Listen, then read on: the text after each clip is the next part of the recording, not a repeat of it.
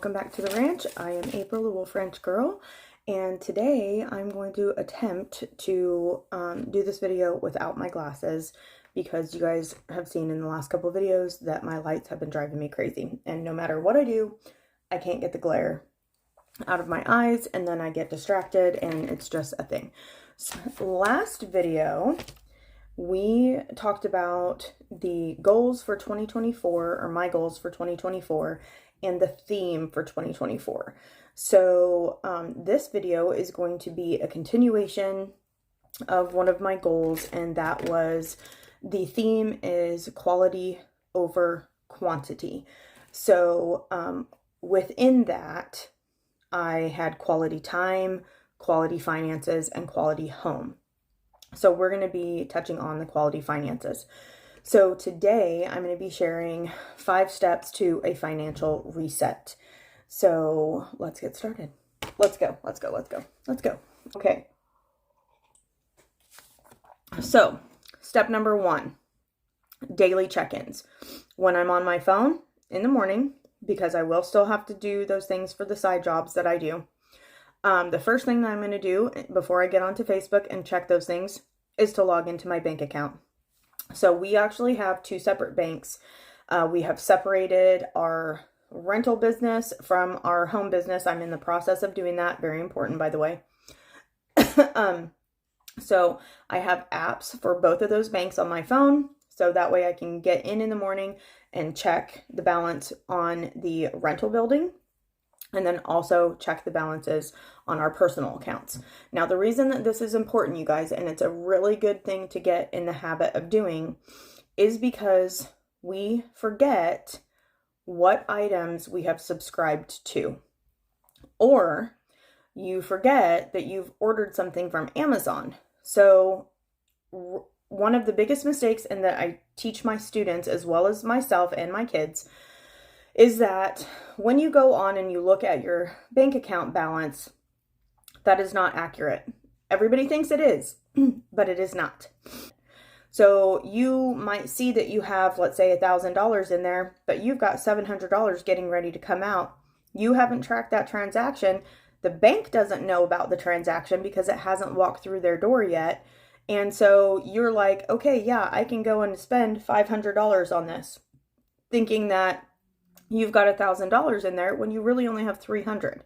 So that's the problem. So if you do daily check-ins, and I'm going to be doing this 2 times a day until I get everything back where I know exactly where things are going, you can start the day out looking at your balance and hopefully starting to track your transactions so that you don't have any surprises. So if you look at your balance in the morning, you'll know what that is.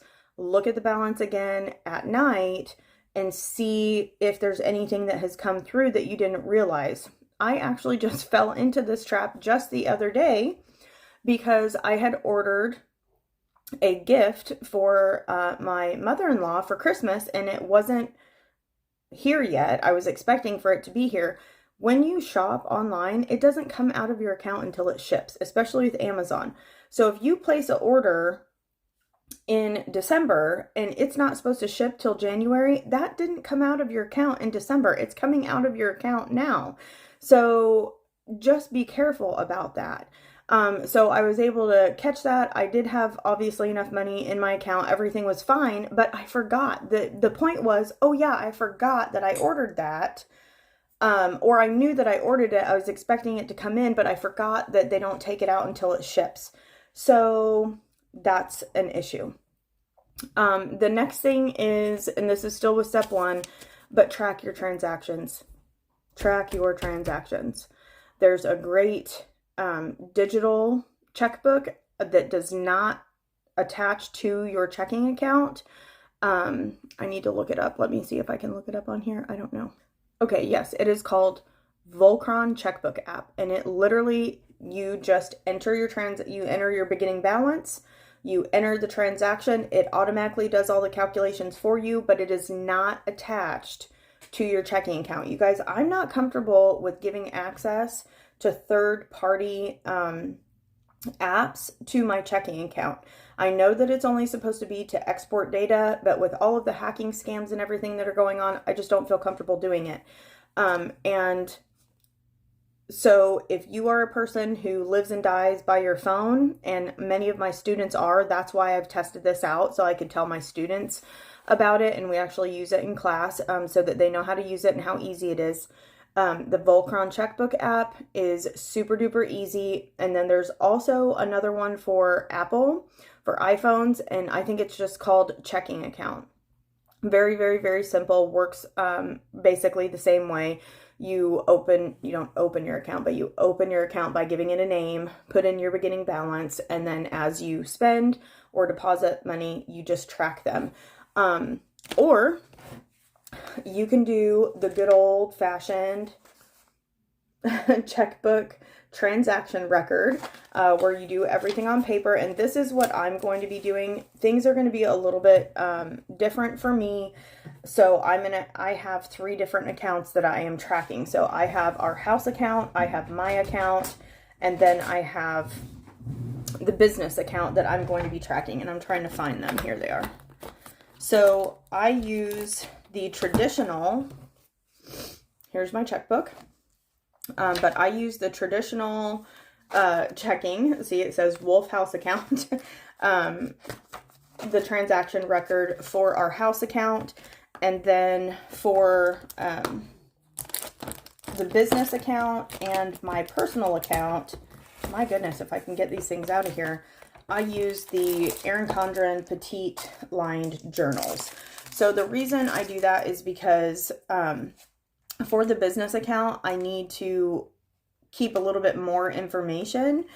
And so this allows me many more lines in it. And then for my account, I just don't have another one of those. So I'm just going to I'll have 2 different notebooks. These will definitely last me through a couple of years for those. And so that's how I have decided to try and start doing this year. And then I think that if I'm doing it on a daily basis, it's going to make it a lot easier for me than to try and sit down and have a couple of hours each week to go through all of these things, because I told you that time was one of our issues. Okay. So step number 1, daily check-ins and tracking your transactions. I could talk about this all day. It's so important. And maybe I'll do a different video on that. Okay. The next thing, step 2, is a weekly setup day.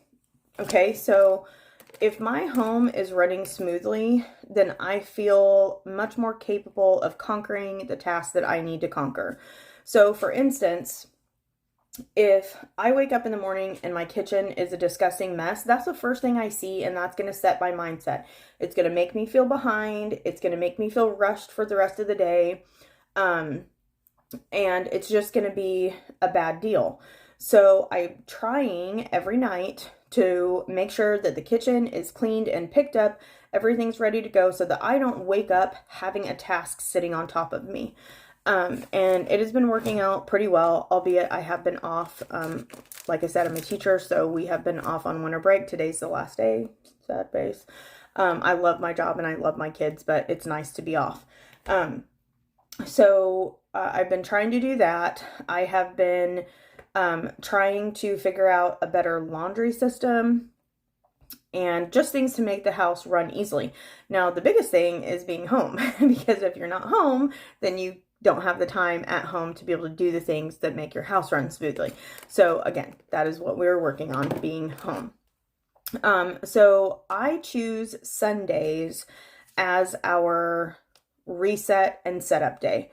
So a lot of times during the week, I don't have time to do laundry every single day. Obviously, we cook and we do dishes and stuff like that daily. But laundry, house cleaning, that kind of thing, I just try and wipe stuff down. But Sunday is like the big day. So that's the day that we use the big vacuum instead of just the plug and play vacuum. That's the dusting day. That's the day that we try and get the laundry done. Of course, we do a load or 2, or the kids are old enough that where they can do their own laundry during the week. But that's the big laundry day. That is also the day that I try and sit down with my calendar. Here we go. Okay. And my phone calendar, which I'm using right now, my Google Calendar. And I talk to the kids, I talk to my husband and say, okay, this is what I have on the calendar this week. Somebody just opened the door. What do you guys have on the calendar this week? So that allows me to look at the week, and I'll go ahead and move to this week here, which I don't have anything on there for next week. Okay, so there's not a lot on here, but at least there is some stuff on here.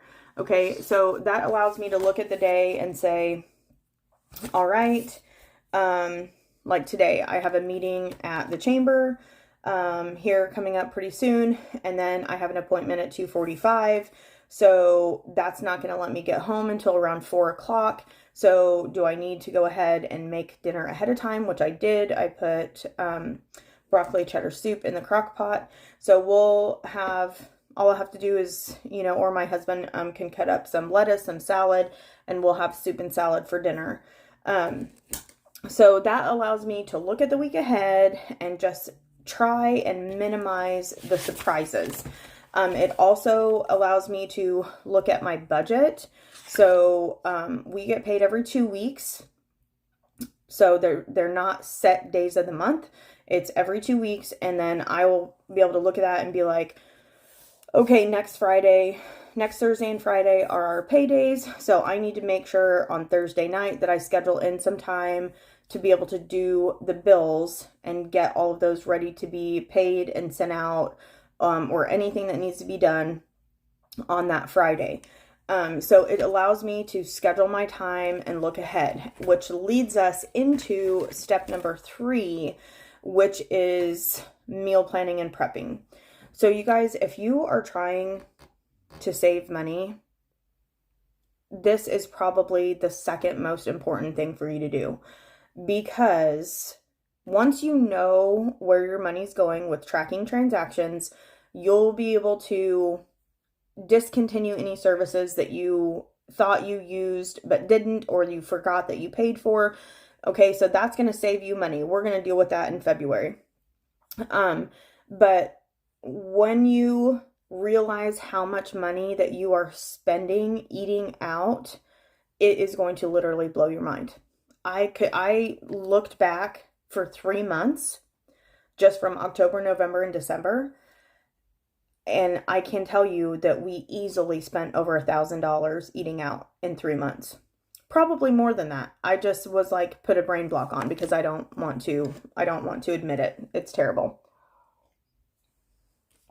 So on that Sunday reset, I will sit down, look at the days. So let's just do it right now. So on the 8th, I go back to school. On the 9th, the kids go back to school. Wednesday, we have everybody here, so I know that needs to be a gluten-free meal. Thursday and Friday, I don't have anything going on yet. My husband and I usually do try and have 2 date nights a month. Sometimes that'll be eating in, sometimes that'll be eating out. So I'll have to talk to him and find out, do you want to eat out? Do you want to eat in? So on and so forth. So every night next week, I should be able to have a meal at home, okay? If I look, let's just say it's going to be the following week. My dad's birthday is on the 18th. Well, I know that we are going out to dinner on the 20th for his birthday. So I'm not going to plan a meal for then, but I am going to budget for eating out. And that's a week that we have all of the kids. So I'm going to have to make sure that I've got at least $100, $125 to be able to pay for 5 of us to eat out. And that is no joke. That is on the low end, depending on where you go, for 2 people and 3 children. And my boys are older, they're almost adults, so they eat actual food, not like the little kitty plates. So that just allows me to be like, okay, what do I have in the pantry? What do I have that I can make meals? And not everything has to be a 5-course meal. One of those nights next week, we might just have tomato soup and grilled cheese sandwiches, or chicken soup from the pantry and grilled cheese sandwiches. So that's going to be pretty easy. Like tonight, we're going to have soup and salad.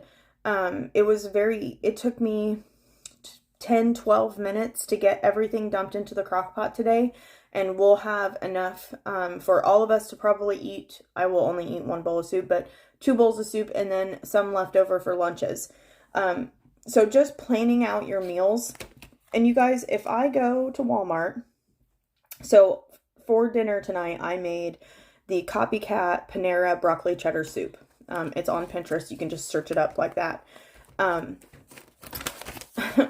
I was at Walmart and Christian had asked for broccoli cheddar soup this week. So I was at Walmart and they have the little soup containers. Okay, it's about the size of a coffee cup. I would actually say probably 3/4 the size of my coffee cup of broccoli cheddar soup. And I kid you not, it was $5. So $5 for one serving of broccoli cheddar soup. We have 6 people in our family. One lives on his own, so 5 people at home. So that would be $25 for one bowl of soup. I just told you that they would probably eat 2. So that's $50 for 2 servings of soup if I was going to buy that at Walmart. Like the equivalent to what I'm making today. So I used 2 quarts of chicken broth that we made ourselves. So that didn't cost any money because we cooked the chicken and then put everything into the Instant Pot. We made our own broth, so that was $0. I used a bag of broccoli that I did buy from the store, but I bought it for another meal, split it in half. So I used one half for one meal, one half for the other. So that was probably $3. Let's just cut that amount in half. It probably wasn't even that much. I already had carrots from previous grocery shopping, so that was nothing. Milk, I used 4 cups of milk, and that is, I mean, we do buy organic milk, so it was probably $3.98. So let's just say it was $1.50. And then 2 sticks of butter. The butter was like it was almost $3. So I'll say another $1.50. I used onions that we already had grown in our garden and chopped up in the freezer, so that was nothing. And then the cheddar cheese, I'll go ahead and give you that. I'm going to use a block of cheddar cheese, and so that's going to be, let's just go with another $3 for that. I don't think it's much, so I'm really rounding up here. So we've got $3, $6, $9 for an entire crock pot of Copycat Panera broccoli cheddar soup, as compared to $50 if I would have bought that soup at the store. I mean, that's insanity. So right there with one meal, I'm saving $41 by making it myself and just planning ahead. So that's a huge savings in my book and 100% the way to go. So step number 4, because this video is getting really, really, really long, is to set boundaries and allowances for yourself. So you guys, I'm going to put these on because I need to be able to see my list. So you guys, I like to shop. I don't necessarily like to shop for myself, but I love to shop for my house.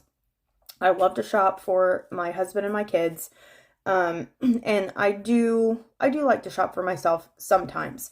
But it's something that I enjoy. I like going to thrift stores. I like trying to find really good deals on good quality things.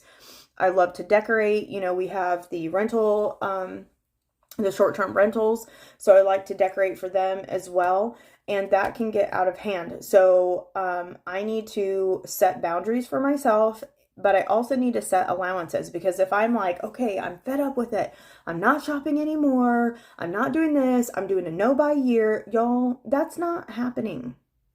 That's not realistic. It's not happening. Now, I am trying to do a no-spend January, just as a challenge to myself. And I'm going to be doing Frugal February, again, as a challenge to myself. But I know that I am not at a point where I can just do a no-spend year.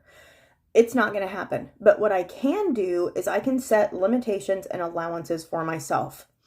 One of the tricks that I like to do is to front load the areas where I shop the most. So we shop a lot on Amazon, not for junk stuff, but like we buy a lot of products there, household products, so on and so forth. And then I also like to shop on Etsy. I like to help local businesses, and sometimes, you can pay for things with PayPal there. So I like to front load those accounts. So when I am going to go shopping, I have the money there. So built into my budget is a line item for Amazon and PayPal, and I'll put like $20 on my Amazon account, or $50 on my Amazon account, or $50 on my PayPal account, and I'll just let that money sit there. And then that way, if I'm like, oh hey, I just ripped a pair of leggings, I need to buy leggings, I know that I have enough money sitting in my Amazon account prepaid that I can order my favorite leggings from there, okay? And I don't have to write it down, track it, because I've already put that money out of my checking account into my Amazon account, and it is sitting there. Another thing that I like to do is the 1 in, 1 out rule. So I let the container be the boundary. So right now, my closet is chock full. I can't put anything else in there. So if I'm going to buy a clothing item, then something from there has to go. Like there's got to be something in there that I'm not wearing or that I don't enjoy, that I can donate or give to a friend and make room for the new item. So maybe something like that would work for you. Or doing a shopping cash envelope. So my husband and I have fund money that we get every pay. We each get $100 every pay, and that is for us to be able to spend without the other one saying, hey, what are you spending your money on? And I've said this before. So if there's something big that I want, I can take a portion of that and set it aside and save up for that item that I want. It's a lot easier to do this when you don't have another person that you have to communicate with. But if you are in a relationship and you have shared finances, that it's important to note what that other person needs and what you need. So if you know that you like to shop like me, then give yourself that allowance, but set boundaries with it as well. The way that I do this is by budgeting. I know you probably are tired of hearing the word budget, budget, budget, and maybe you feel like it's a noose around your neck or you are being put in handcuffs, but you guys, that's really not what it is. A budget is just a spending plan. That's all it is. It allows you to see how much money you have coming in. It allows you to see how much money you have to have coming out. And then what is left over, what do you want to do with that? So if you know that you really enjoy going and getting a cup of coffee after work with a friend, then do it. I mean, you don't need to spend your life in prison, but do it responsibly. So instead of going 5 days a week, maybe just go twice a week or once a week. You guys, I love Scooters. I love our takeaway coffee, but if I go and get the cup of coffee that I like to get from there, it is $8.25. Yes, $8.25 for the Caramelicious with an extra shot and oat milk. That's a lot of money every week if I go every day. So we go every Friday. So I allow myself to go 1 time a week unless I have a gift card or something like that.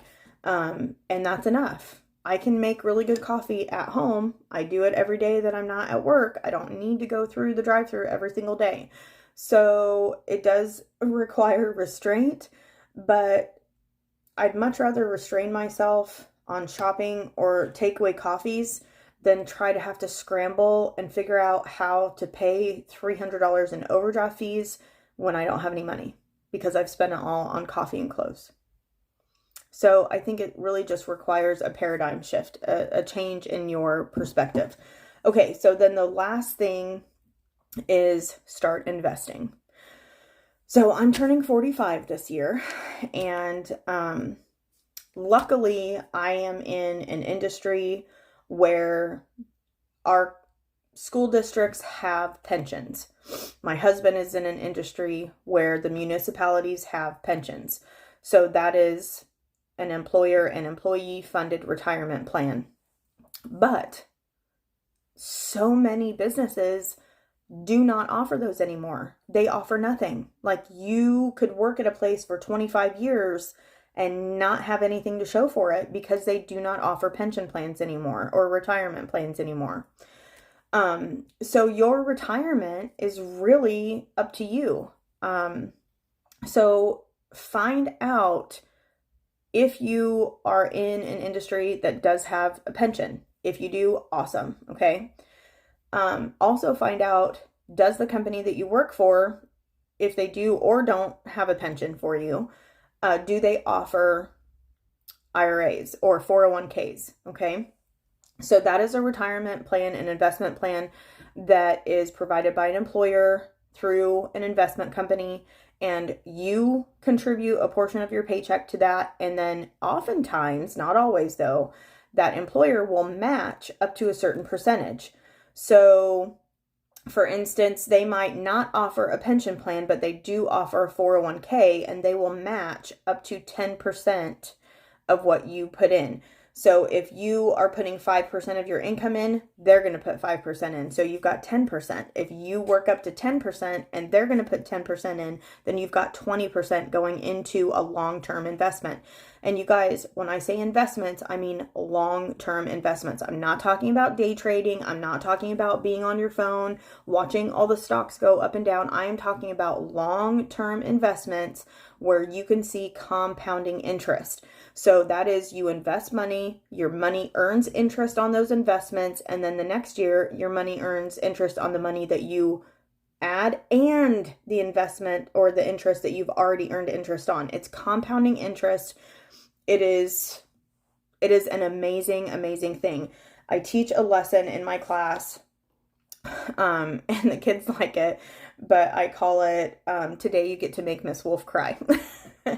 And it is because I did not learn about investing until I was in my late 30s. So, I was always a funnel for money. So money came in, money went out, money came in, went out. I didn't ever save. I had debt. It was just a bad deal. And then in my 30s, I just got sick of it. I went through, the foundations and personal finance class with one of my friends. My ex-husband did not go to that with me. And I learned about marketing and about credit cards and compound interest and investing in compound interest. And I could not believe the amount of information that I did not have. And from that point forward, I made it my mission to teach anybody that would listen about these things and that there was a different way to live. Just not having that constant catch-up mentality and how freeing it can be. And since then, I've gotten out of debt twice. So I'm on my third go round here. It's progress, not perfection, but I keep chugging along here. And, we don't have personal toxic debt.